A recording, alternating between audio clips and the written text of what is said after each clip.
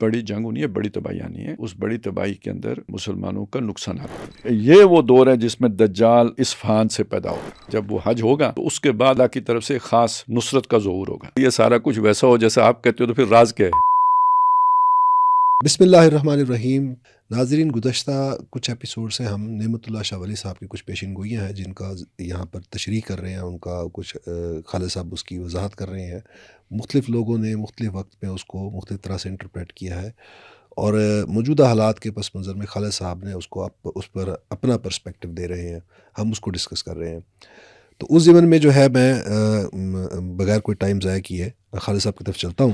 تمہیداً میں بتا دوں کہ پچھلی ایپیسوڈ میں کچھ اشعار تھے خالد صاحب نے جن کی وضاحت کی تھی. 2 اشعار تھے جن میں سے ایک شعر جو تھا وہ یہ تھا کہ ان کی ذلت کے بعد اللہ تبارک و تعالیٰ کی رحمت سے نصرت و امداد پڑوسی ملک سے ظاہر ہوگی. یعنی یہ جو مسلمانان پاکستان ہے ان کی بات ہو رہی ہے اور ان کا حوالہ دیا جا رہا ہے. اور پھر اس کے بعد یہ بیان ہوا کہ یہ مسلمانوں کی مدد کے لیے منگول لشکر شمال کی جانب سے آیا تھا. تو خالد صاحب نے اس کے لیے بتایا کہ یہ چین کا ذکر ہو رہا ہے.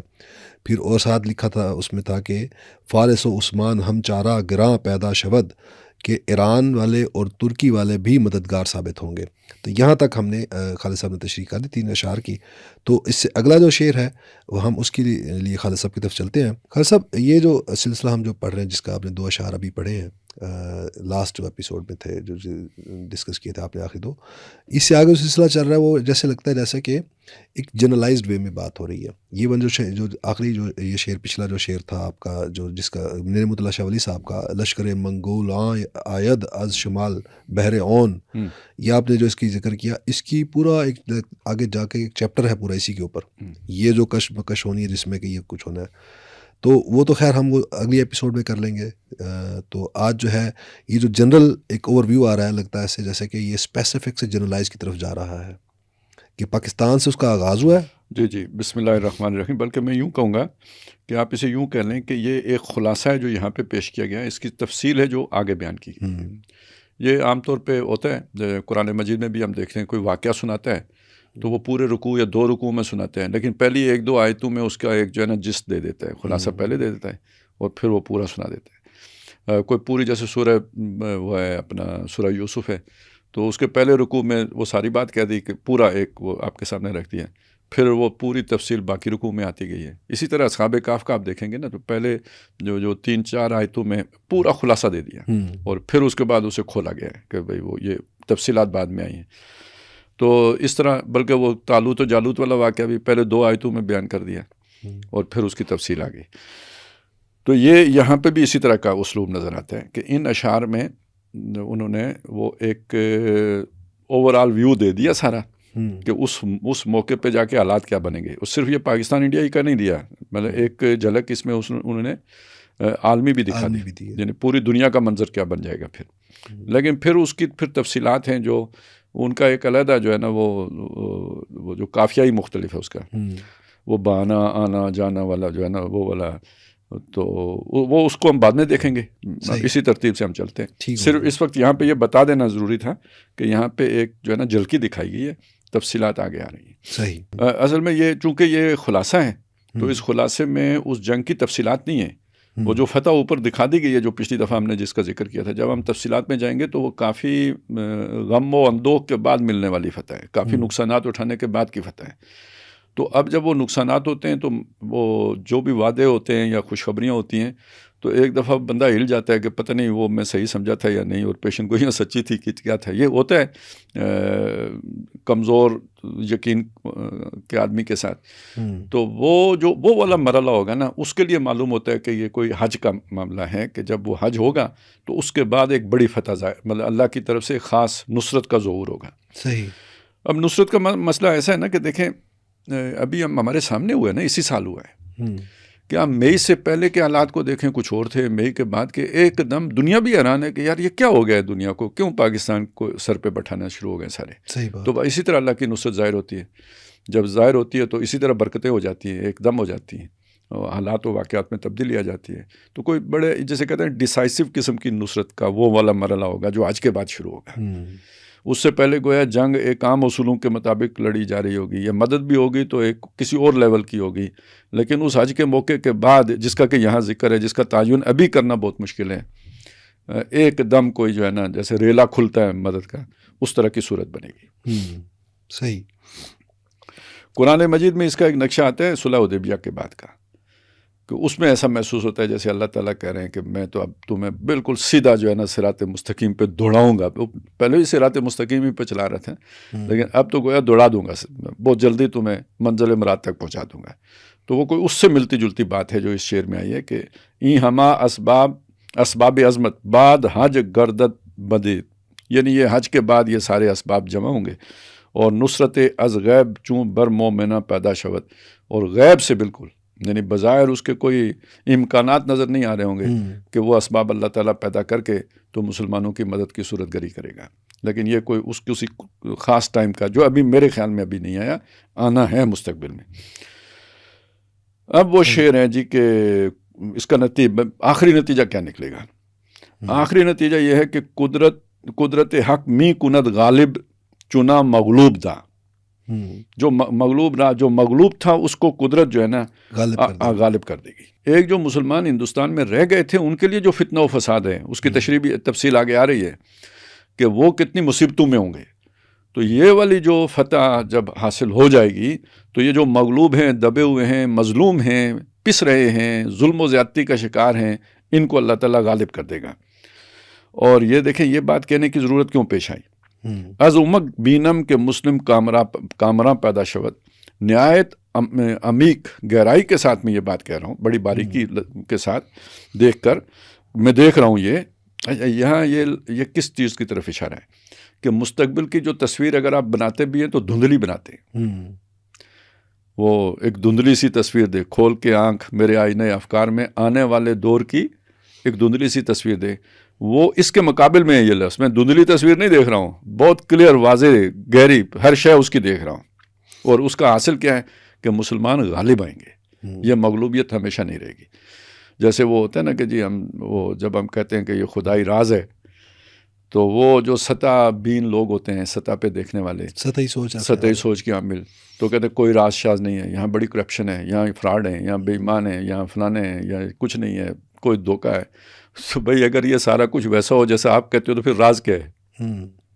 تو ہمیں راز کہنے کی پھر ضرورت کیوں پیش آتی ہے؟ تو ہم تو کہتے ہیں نا اسی جو ہے نا خلوت میں جلوت ہے، اور اسی جو آپ کو اپوزٹ نظر آ رہا ہے اسی کے اندر کوئی جو ہے نا اور دوسری اس کے متضاد چیز موجود ہے، جس کو آپ سمجھ رہے ہو کہ یہ تباہی کی علامت ہے، اسی کے اندر اللہ تعالیٰ نے اٹھنے کا بھی جو ہے نا سامان رکھا ہوا ہے، تب راز بنا نا۔ تو یہ وہ بات ہے کہ اسی لیے وہ بھی کہہ رہے ہیں کہ میں بہت گہرا، یہ میری کلیئر تصویر ہے، صاف، بالکل واضح، دو ٹوک تصویر میں دیکھ رہا ہوں۔ کیا دیکھ رہا ہوں کہ مسلمان غالب آئیں گے، مغلوب نہیں رہیں گے، یہ غالب ہو جائیں گے۔ ویسے دیکھیں نا، یہ ابھی سے اگر آپ چند سال پیچھے چلے جائیں تو عالمی طور پر بھی مسلمان آج سے بہت بری پوزیشن میں تھے، یعنی کہیں کوئی عزت وہ وقار کچھ بھی شے نہیں تھی۔ اب تو بہت فرق پڑ گیا ہے، اب امریکہ کا بھی وہ جو ہے نا غلبہ نہیں رہا مشرق وسطیٰ کے اوپر جیسا آج سے 3 سال 4 سال پہلے محسوس ہوتا تھا، اور بہت یعنی کافی پہلے کی نسبت حالات بدلے، مختلف، مسلمانوں کے اندر ایک اعتماد، خاص طور پہ یہ مئی کے واقعات کے نتیجے میں جو پاکستان کو اللہ تعالیٰ نے کامیابی دی ہے، پورے دنیا کے مسلمانوں کا اس سے مورال جو ہے نا وہ بلند ہوا ہے۔ تو یہ مسلمان مغلوب نہیں رہیں گے بلکہ غالب آئیں گے۔ جو یہاں پہ نقشہ تھوڑا سا ہے کہ ہندوستان کے اس وقت حالات کیا ہوں گے، تو یہ بتا رہے ہیں کہ چون شود در دور جور و بدت را رواج، یعنی یہ جو دور ہوگا نا، اس میں جور کا، ظلم کا جو دور ہوگا، اس میں بدت رواج پا جائے گی۔ اچھا، یہ ظلم کے ساتھ بدت کا ذکر کیوں کر رہے ہیں؟ دیکھیں، ایک بدت وہ ہوتی ہے جو آپ نیکی کی خواہش میں اختیار کر لیتے ہیں، عام طور پہ عبادات میں اضافہ کر لیتے ہیں لوگ، جیسے عیسائیوں نے رہبانیت کی بدت ایجاد کر لی تھی۔ ایک بدت یہ ہوتی ہے، بدت بنیادی طور پہ کوئی نئی شے دین میں داخل کرنے کو کہتے ہیں۔ تو ایک چیز تو یعنی جو بھی ماڈرن شے ہوگی تو ایک درجے میں تو بدعت ہی ہوگی، نئی شے ہوگی نا. جی. تو اللہ تعالیٰ نے بھی کائنات کو کہا بدیع السماوات، یعنی بالکل ابتدا سے بنانے والا. تو نئی شروعات جو ہے وہ اس کے لیے یہ لفظ استعمال ہوتے ہیں. تو دین میں بدعت کیا ہے؟ دین میں بدعت تو یہ ہے کہ عبادات کے اندر کوئی نئی چیز آپ نے شامل کر لی تو وہ بدعت ہوگی. صحیح. یہاں اس کا ذکر نہیں ہو رہا، یہ وہ جو جبر سے بدعت آئی ہو. ٹھیک ہے، مجھے لگتا ہے ایسے ہی حالات سے. ہاں جی. تو یہ جبر سے بدعت عام طور پہ رواج میں، رسومات میں آتی ہے، کیونکہ معاشرہ ہے نا، معاشرے کا جبر ہوتا ہے. تو آپ کی، اب میں ایک مثال دے دیتا ہوں. اب دینی اعتبار سے جو ہے نا، نماز کے جو آپ پڑھتے ہیں، صفیں باندھتے ہیں، تو درمیان میں خلا نہیں ہونا چاہیے. حدیث میں ممانت آئی ہے، جڑ کے کھڑا ہونا چاہیے. لیکن اب اگر وہ کورونا کی وجہ سے حکومت قانون بنا دے کہ نہیں، جڑ کے نہیں کھڑے ہو سکتے، تو اب یہ مجبوری سے آپ کو ایک بدعت جو نا مسجد میں باقاعدہ دین کے معاملے میں شروع کرنی پڑے گی. جبر کے ساتھ ہے یہ، نہیں تو مسجد ہی بند کر دیں گے، لاک کر دیں گے. وہ ہے نا، یہ ایسا ہی ہو رہا تھا نا، جو جب کورونا کی وبا آئی تھی، حرم میں بھی یہی ہو رہا تھا. اب اس کو آپ دیکھیں تو پوری دنیا کی سطح پہ جب سے سیکولرزم آیا ہے تو گویا مذہب کو ایک تحفظ مل گیا. آپ نمازیں پڑھ سکتے ہیں، روزے رکھ سکتے ہیں، کوئی پرابلم نہیں ہے.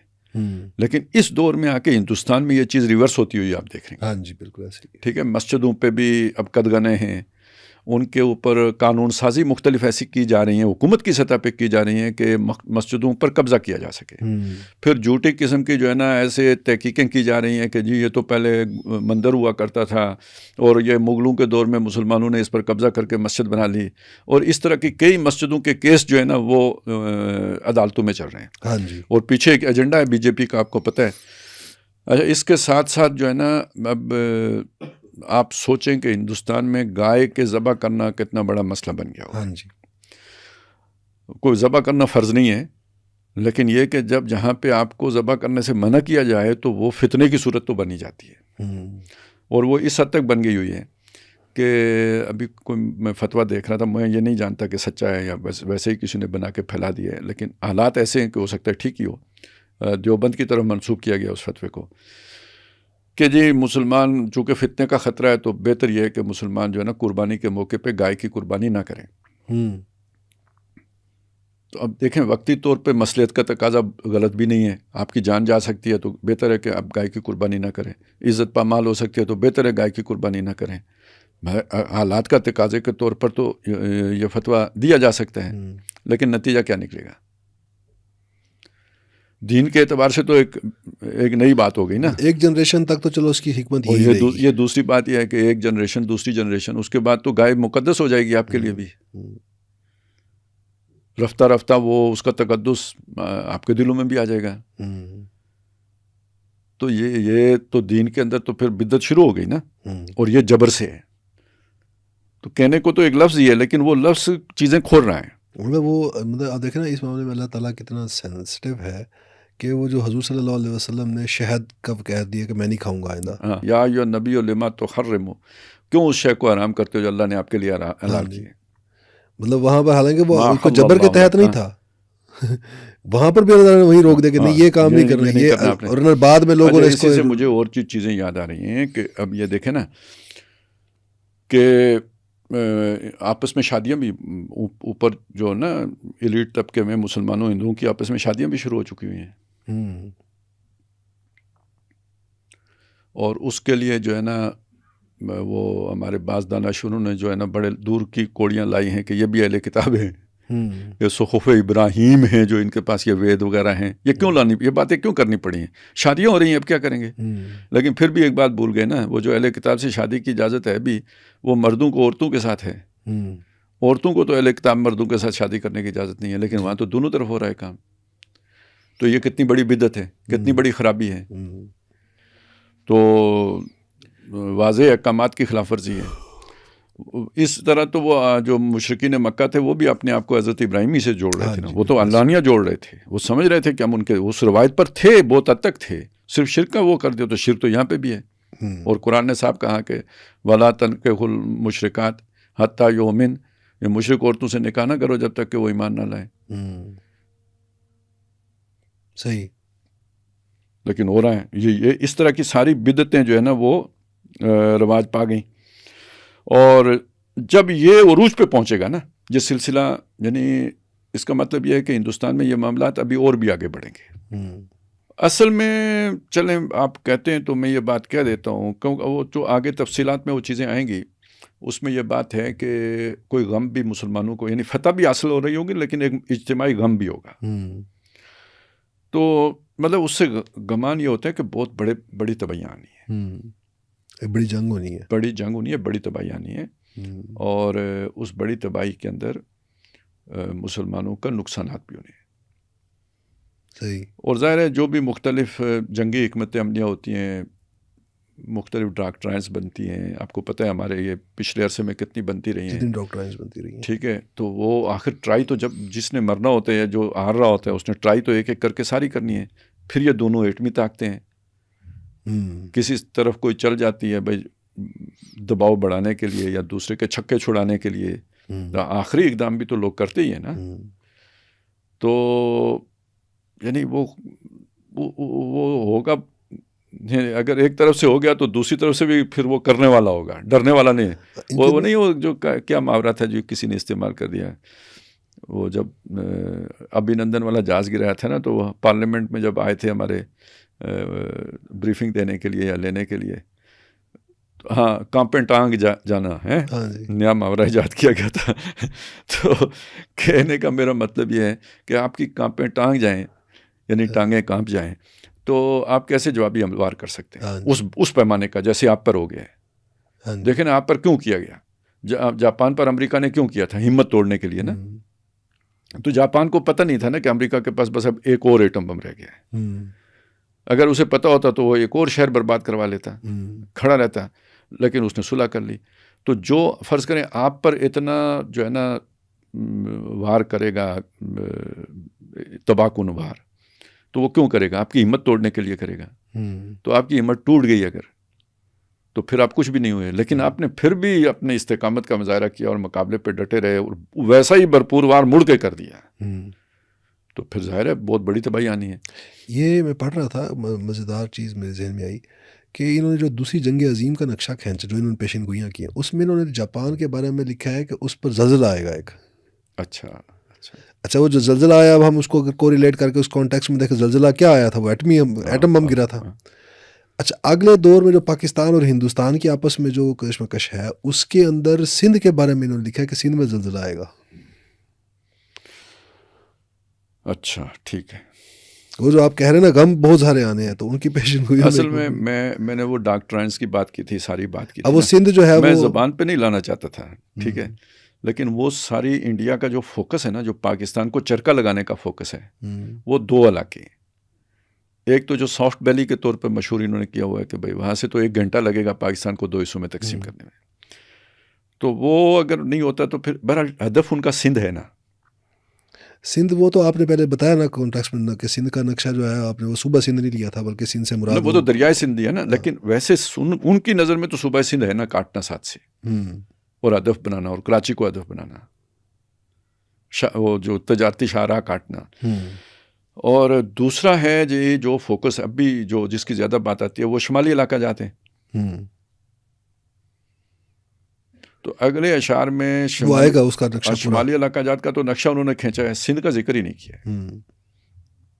تو وہ جو غم شم کی بات ہے نا، وہ زیادہ معلوم ہوتا ہے اس طرف سے. واللہ عالم، اللہ خیر کرے. لیکن یہ کہ بظاہر ساری چیز جو ہے نا اس طرح محسوس ہوتی ہے. لیکن ویسے تو پچھلے ایپیسوڈز میں آپ نے جو سندھ کا نقشہ لیا، تو آپ نے سندھ سے مراد جو آپ نے ایکسپلین کیا، وہ تو پورا پاکستان ہی اس کے اندر آ جاتا ہے. ہاں وہ تو ہے، لیکن یہ اصل میں انہوں نے دریائے سندھ کیا نا. تو جب ہم یہ والی جو ابھی والی جو چیز دیکھ رہے تھے نا، وہ تو اس اعتبار سے دیکھ رہے تھے کہ اگر جنگ کے 2 محاذ بنتے ہیں، ایک راجستھان کی طرف سے اور دوسرا کشمیر اور گلگت اور یہ جو یہ علاقے ہیں، تو اس میں تو لڑائیاں، بہت خونریز لڑائیاں ہونی ہیں. ادھر کا ذکر ہی نہیں ہے سندھ والی سائڈ کا. ہاں یہ بات ٹھیک ہے. اچھا جی، اس کے بعد جناب یہ ہے کہ وہ جو کفار کا قاتل ہوگا، دین محمد کا پاسباں ہوگا. درمیان این او آں گردد بسے جنگ عظیم، قتل عالم بے شبہ در جنگ شاہ پیدا شود. اب یہ ہے یعنی بہت بڑی چھلانگ لگا دی واقعات کے اعتبار سے، اسپیسیفک سے پھر ایک اوپر زیادہ ہولسٹک گلوبل لیول کی ایک بات کر دی. یہ جنگ عظیم تو خیر جنگ عظیم، یعنی یہ تیسری جنگ عظیم کی بات ہو رہی ہے. اور گردت بسے جنگ، یہ بہت بڑی جنگ عظیم، عام جنگ عظیم نہیں، یعنی پہلی دونوں سے یہ والی بڑی ہوگی، ٹھیک ہے. اور یہی کہا جا رہا ہے دنیا میں اس وقت، یہ بات کہی جا رہی ہے کہ تھرڈ ورلڈ وار کی تیاریاں ہیں جو پہلی سے زیادہ جو ہے نا خون بہانے والی اور ہولناک ہوگی. اور اب وہ سارے جو ہے نا حالات جیسے جنگ عظیم کے حالات ہوتے ہیں نا وہ پیدا ہو رہے ہیں. اب یہ دنیا دیکھیں، 1 سال یا 1.5 سال پہلے ہم جب بات کرتے تھے نا چین کی اور ایمرجنگ پاور اور سپر پاور اور یہ، تو لوگوں کو ہماری بات بہت ہوا کی وہ جہازوں والی بات لگتی تھی. تھا یہ یا نہیں تھا؟ پھر یہ کہ لیکن اب تو سب کہنا شروع ہو گئے نا، وہ تمام حقیقت پسند دانشور بھی اب یہ ماننا شروع ہو گئے ہیں کہ ابھرتی ہوئی طاقت چائنا ہے اور زوال پذیر طاقت امریکہ ہے. تو یہ جب اس طرح کی ابھرتی ہوئی طاقت ابھرتی ہے تو یہ ایسے آسانی سے تو نہیں ہوتا نا. بڑے بڑے یعنی ڈسٹرکشن ہوتی ہے نا پورے دنیا کے، وہ آرڈر ایک تباہ ہوتا ہے نیا نافذ ہوتا ہے، تو اس میں تباہیاں پھرتی ہیں اور بڑی بڑی لڑائیاں لڑی جاتی ہیں. اب آپ دیکھیں، مطلب چلیں یہ تو سب کو اب نظر آنا شروع ہو گیا ہے. یہ ٹرمپ کا 1 سال دیکھیں، دنیا کیا سے کیا ہو گئی ہے اس 1 سال میں، کہ مشرق وسطیٰ کے سارے ممالک یعنی اب ایک واقعی خطرہ محسوس کرنا شروع ہو گئے ہیں، پہلے جو انہیں نہیں تھا. تو جو اس وقت سب سے زیادہ خطرے میں عربوں سے بھی زیادہ وہ یورپ ہے. رشیا کے ہاتھوں، مطلب ادھر تو رشیا، امریکہ نے کیا ہے کہ ساری زندگی ہم آپ کے ساتھ ہیں نا، قدم بڑھاؤ نا، میں ہوں نا، ٹھیک ہے. اب جب یوکرین کی لڑائی، اچھا یوکرین کس میں جا کے پنگا لیا کس نے؟ نیٹو نے اس کو اپنے ساتھ جوڑنے کی کوشش کی ہے. وہ تو مطلب جیسے بالکل جا کے پنگا لینے والی بات ہوئی. اب وہ لڑائی چھڑ گئی، روس نے حملہ کر دیا، اب کام آگے چل پڑا. تو جب یورپ کے لیے خطرہ پیدا ہوا تو امریکہ کہتے ہیں وہی تم جانو تمہارا کام جانے، یہی بات یہاں پہنچی نا. اب وہ مصیبت کے مارے کیا کریں، کتنی تیاری کریں، روس کے مقابلے میں کتنی کریں گے. اچھا روس نے بھی تیاری واقعی بھی شروع کر دی ہوئی ہے. ابھی پچھلے دنوں کی کوئی ایسی خبریں تھیں کہ بعض مسلمان ملکوں کے اندر سے اس نے والنٹیئر بھرتی کرنے شروع کر دیے ہیں. اچھا جی، بڑے ہائیلی پیڈ ہیں. وہ تو یورپ خطرہ محسوس کر رہا ہے کہ یہ اب یوکرین پہ رکے گا تو نہیں، اس نے کوئی ابھی ٹیسٹ بھی تو کیا اسی ہے، پسندانہ عزائم میں اس کے یہ تو آگے بڑھے گا. سب مرین سے نیوکلیئر اٹیک کا اس نے ٹیسٹ بھی کیا ہے، جس سے وہ کہتے ہیں کہ بہت بڑی کوئی سونامی آئے گی. یہ تو امریکہ کو ڈرانے کے لیے کیا نا، یا برطانیہ کو ڈرانے کے لیے کیا. یورپ کو تو وہ اپنے اس میں لانا چاہے گا نا. صحیح، ٹھیک ہے. یہ تو مطلب جرمنی شرمنی تو یعنی امریکہ ایک طرح سے روس یہ سمجھتا ہے کہ میرے یہ حصہ تھا جو مجھ سے جدا کر دیا گیا. تو یہ تو پرانی اس کی خواہش ہے، جیسے بعض کی اٹک تک آنے کی خواہش ہے، اسی طرح کی اس کی بھی خواہش ہے کہ یہ مجھے مل جائے. تو یعنی یہ ہو گیا. ادھر انڈیا الائی تھا اس کا، انڈیا کے ساتھ کیا کر کے رکھ دیا امریکہ نے. میں ایک سوال تھا وہ آپ سے کرنا چاہ رہا تھا، وہ یہ کہ یہ کیا یہ بھی ممکن ہے، یہ جو پیشن گوئی آپ نے جس کو کہا کہ گلوبل ہو سکتی ہے یہ عالمی جنگ، یہ ہندوستان اور پاکستان کی بھی ہو سکتی ہے، یہ بر جنگ عظیم، جیسے آپ نے پچھلے ایپیسوڈ میں ایک بتایا تھا کہ بھئی دیکھیں اگلے الفاظ سنیں، قتل عالم بے شبہ در جنگ شام پیدا شود. اس جنگ میں ایک عظیم دنیا ہلاک ہو جائے گی، یعنی بہت بڑی خلقت جو ہے نا. قتل عالم، عالم یہاں سے عالم ہے، یہ عالم نہیں ہے. یہ کوئی بڑا مولوی صاحب بعض نے یہ بھی کر دیا نا کہ کوئی بہت بڑا عالم قتل ہو جائے گا، مطلب نہیں ہے. مطلب یہ ہے کہ ایک بہت بڑی خلقت جو ہے نا وہ اس جنگ میں کام آ جائے گی. اچھا یہ بھی تو خلقت دیکھیں نا ہماری، وہ 100 ارب وہ ہیں اور بالکل ہے، ٹھیک ہے، یہ بات اپنی جگہ پہ ہے. لیکن اس چیز کو ذہن میں رکھیں، یعنی اشعار میں اگر کوئی یہ معنی لے لے تو غلط نہیں ہوگا. اگر ادھر اس کا ذہن چلا جائے کہ انڈیا پاکستان جنگ میں ایک خلقت عظیم ماری جائے گی، ٹھیک ہے، یہ معنی اگر لے لیں تو کوئی ایسا بعید نہیں ہو جائے گا. لیکن جو ہمارے پاس دوسری طرف خبریں موجود ہیں، احادیث میں، قرآن مجید میں اشارے ہیں اور عالمی حالات ہیں، وہ یہ بتا رہے ہیں کہ یہ عالمی جنگ ہونی ہے. صحیح، ٹھیک ہے نا. تو یہ اسی کی طرف اشارہ ہے. صحیح، یعنی یعنی ایک طرف انڈیا کے خاص وہ بتا رہے ہیں، انڈیا پاکستان یہ بر عظیم پاک و ہند کا، لیکن ایک اشارہ وہ عالمی بھی، گلوبل بھی کر رہے ہیں. یعنی کہ وہ یہ بتا رہے ہیں کہ ایک طرف ہندوستان کے اوپر غلبہ ہو جائے گا مسلمانوں کا، اور یہی وہ وقت ہوگا جب کہ عالمی جنگ ادھر چھڑ جائے گی. یہی تو کہا نا، اس اور اس کے درمیان ہی یہ کام بھی شروع ہو جائے گا. فتح باید شاہ غربستان بزور تیر و تیغ، یہ جو وسٹ والا بادشاہ ہوگا پاکستان، یہاں پہ اب واپس آپ ہندوستان پہ آ جائیں. اب یہ عالم کی بات نہیں ہو رہی ہے، یہ ہم شروع میں بتا چکے ہیں. شیر آگے پیچھے ہوئے ہیں، ترتیب بدلی ہے. یہ کوئی جو ترتیب ضروری نہیں ہے کہ یہ ترتیب نزولی ہو. جی صحیح. قوم کافر را شکست بگ اما پیدا شود، اور کافر قوم کے لیے جو ہے نا واضح طور پر بغیر شک و شبے کے وہ شکست سے دوچار ہو جائیں گے. یہ یقینی خبر ہے کہ ان کو شکست ہو جائے گی.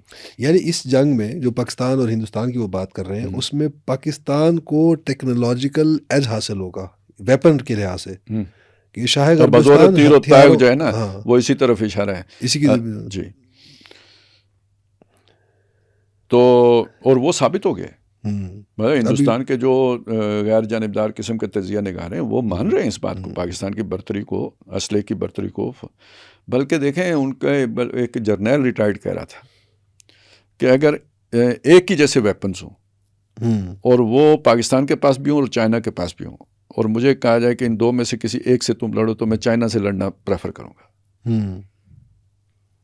ان کا سکل سیٹ زیادہ مہارت ہے، یعنی ان کا لڑنے کا ان سے بہتر ہے.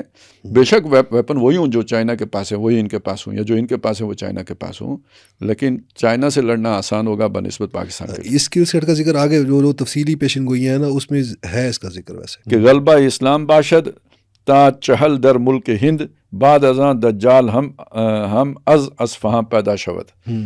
کہ یہ جو ہے نا اس ہند پورے میں تو غلبہ اسلام ہو جائے گا یہ سارا. اچھا ویسے یہ ہند میں غلبہ اسلام جو ہے نا اس کا مطلب صرف ہند نہیں ہے، ٹھیک ہے. اس کے ساتھ آپ افغانستان اور یہ آگے جو ہے نا یہ سینٹرل ایشیا، یہ سلسلہ ہائے استان جو ہے، تو یہ سارا جو ہے یہ تاجکستان، قازقستان، کرغزستان، ازبکستان، فلانستان، ٹنگستان، یہ سب جو ہے نا یہ پھر بچ نہیں سکتے اس سے. اب چائنا وغیرہ کا کیا ہوگا؟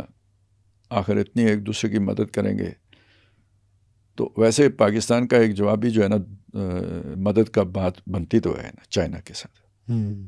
پتہ ہے کیا جب ہم کہہ رہے ہیں چائنا ماڈل آ رہا ہے تو ہم کچھ ایک بات کہنے سے رہ جاتے ہیں، مطلب نہیں کہہ پاتے، ٹائم بھی نہیں ہوتا، غیر متعلق بھی ہوتی ہے، کہ وہ طاقت جس نے کبھی برطانیہ سے کام لیا، برطانیہ سے کام لیا، جس نے بعد میں امریکیوں سے کام لیا، یعنی امریکیوں کو غلام بنایا، وہ طاقت اب چائنا آ رہی ہے. تو یہ بظاہر ایک سپر پاور بننے کی بات ہوتی ہے، اصل میں تو اس خفیہ طاقت کی غلامی کی بات ہوتی ہے. گویا وہ مصیبت چائنا پر نازل ہونے والی ہے، اور چائنا کا پوٹینشیل اپنا ہے جس کو دیکھ کے وہ اسے قابو کرنا چاہتے ہیں. ٹھیک ہے نا. کوئی بدماش کی کسی پہ نظر پڑ جاتی ہے تو اس کے پاس مال ہوتا ہے تو جس کو لوٹنے کے لیے وہ آتا ہے نا. کسی کے پاس حسن ہوتا ہے تو اس کا کوئی دیوانہ ہوتا ہے اور اس کے پیچھے پڑتا ہے اور اسے اذیت دیتا ہے. تو چائنا کا پوٹینشیل اپنا ہے اور اس پر نظریں اس جو ہے نا شیطان کی آنکھ کی ہیں، تو اس سے پھر چائنا کو نکالنا اس کے دوست کا کام بنتا ہے نا. یہ روشنی چائنا کے پاس تو نہیں ہے نا. یہ ہمارا کام ہے اسے بتائیں کہ انہوں نے امریکیوں کے ساتھ کیا کیا ہے، کیسے غلام بنا کے نچوڑا ہے، انہوں نے ساری دنیا کے ساتھ کیا کیا ہے. تو اب ان سے آپ کام لیں، لیکن یہ کہ ہوشیار ہو کے ان کے شکنجے میں نہیں آنا ہے. لیکن اس پوزیشن میں تو ہم تب آئیں گے نا جب ہم خود کسی جوگے ہو جائیں گے. میں یہ صرف یہ بتانا چاہتا ہوں کہ ایک دوست کی حیثیت سے جب وہ اگر آپ کو ٹیکنالوجی دے رہے ہیں، سب کچھ دے رہے ہیں، تو مت دینے کا کام ہم کر سکتے ہیں نا دوستی کا. ویسے یہ بھی میتھ کہتے ہیں، یہ بہت سی معاملات میں چائنا پاکستان سے ہیلپ لیتا ہے. ٹھیک ہے، ہوگا. بات ہم اور کر رہے تھے، میں یہ کر رہا تھا کہ یہ پورا خطہ اسلامستان بنے گا نا، تو اس میں ہمیں چائنا کے ساتھ بھی ایک معاملہ کرنا چاہیے. جی ٹھیک ہو گیا. اور پھر چائنا کے ساتھ کرنا چاہیے تو کیا کہتے ہیں کوریا اور جاپان کے ساتھ بھی کرنا چاہیے. امریکہ کے لیے ایک وقت میں بہت بڑا تھریٹ جو ہے نا یہ دو ہی سویلائزیشنز تھیں، مسلم سوسائٹی، مسلم سویلائزیشن، اور دوسری کون سی تھی؟ Yellow masses of the east, तो हमें उस सब पे मेहनत करनी चाहिए। तो ये 40 जो है ना, ये हिंदुस्तान पर 40 साल तक जो है ना ये गलबा हो जाएगा, और ये वो दौर है जिसमें दज्जाल इस्फहान से पैदा होगा। ठीक, इस्फहान का आज लफ्ज़ हम बोलते हैं तो ईरान की तरफ ज़हन जाता है, तो ये इस ईरान के यानी बाज़ रवायात में जो है ना खुरासान का लफ्ज़ आया है, इस्फहान का नहीं आया है, इस्फहान के यहूदियों का आया है जो उसके साथ जाएंगे। ठीक है, तो ये उसमें ये सारा इलाका आ जाता है ना। वैसे तो इस्फहान भी पीछे जाए तो खुरासान के अंदर आता है ना, उसके अंदर आते हैं। तो बस ये वाला हिस्सा इन्होंने इस पे ख़त्म कर दिया है कि बाद में उसको ख़त्म करने के लिए जो है ना वो ईसा अलैहिस्सलाम आएंगे, पैदा होंगे, और पैदा होंगे कि मतलब ये ज़ाहिर होंगे, उतरेंगे तो आसमान से। ये आखिरी शेर बड़ा मानी खेज है। कौन सा? आगही वाला? आगही वाला। आगही शुद्ध नेमतुल्ला शाह अज असरार गैब गुफ्ता उ बर महरो माँ बेगमा पैदा शवद, यानी जो आगे ही पैदा हुई उनको, नेमतुल्ला शाह को, और गैब के जो राज थे जिनसे वो आगाह हुए, वो उन्होंने जो है ना, जो उन्होंने कहा वो दुनिया में कायनात भर में ज़माने के हिसाब के साथ जो है ना वो ज़ाहिर होके रहा, खुल के रहा, ज़ाहिर होगा। मतलब वो कह रहे हैं कि जो मुझ पर चीज़ें, जिनसे जो राज उठाए गए, पर्दा उठाया गया जिन राजों से, तो वो ज़ाहिर होकर रहेंगे, पूरे होकर रहेंगे, पूरे होकर रहेंगे। बहुत शुक्रिया खालिद साहब, आज हमारा काफ़ी टाइम जो है वो रूटीन की जो है वो टाइम पीरियड से ज़्यादा हो गया हमारा, तो आज हम अपनी इस एपिसोड को यहीं पर इख्तिताम करते हैं, और फिर अगली एपिसोड में आकर हम अपने पाकिस्तान से स्पेसिफिक, इंडिया और पाकिस्तान से स्पेसिफिक जो प्रेडिक्शंस हैं वो उनके ऊपर आते हैं। नाज़रीन, हमें अपनी अगली एपिसोड तक इजाज़त दीजिएगा, तब तक के लिए अल्लाह हाफ़िज़।